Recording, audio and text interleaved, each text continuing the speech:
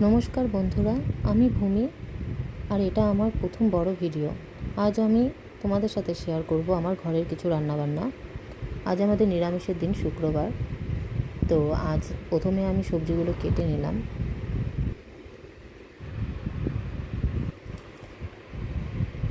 লাউটাকে ভালো মতো ধুয়ে প্রেসারে আমি দুটো লঙ্কা, হলুদ, লবণ দিয়ে বসিয়ে দিলাম।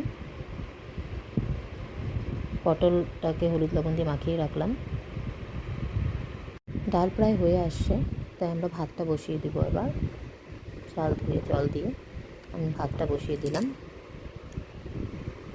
অন্য উনুনে আমি কড়াইটা গরম করে, তেল গরম করে পাঁপড়টা ভেজে রেখে দিলাম। এবার ওই তেলেই আমি পটলগুলো দিয়ে দিলাম। পটলগুলো ভাজা হয়ে গেলে এদিকে আমার ভাতটাও হয়ে গেছে, আমি ভাতটা নামিয়ে নিই। ব্যাস, পটল ভাজা হয়ে গেছে। আর ওই তেলেই আমি পাঁচফোড়ন দিয়ে লাউটা দিয়ে দিলাম, হলুদ লবণ দিয়ে, কাঁচা লঙ্কা দিয়ে একটু নাড়াচাড়া করে ঢেকে রাখলাম। লাউ ঘন্ট প্রায় হয়ে গেছে। এখানে আমি একটু গোলানো ময়দা আর একটু চিনি দিলাম। লাউটা আমার হয়ে গেছে।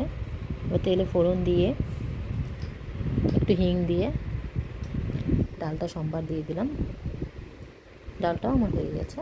এবার আমি খেতে দেবো। দুটো বাচ্চা আছে বাড়িতে, তাদেরকে খেতে দিয়ে দিলাম। তারা কার্টুন দেখছে আর খাচ্ছে।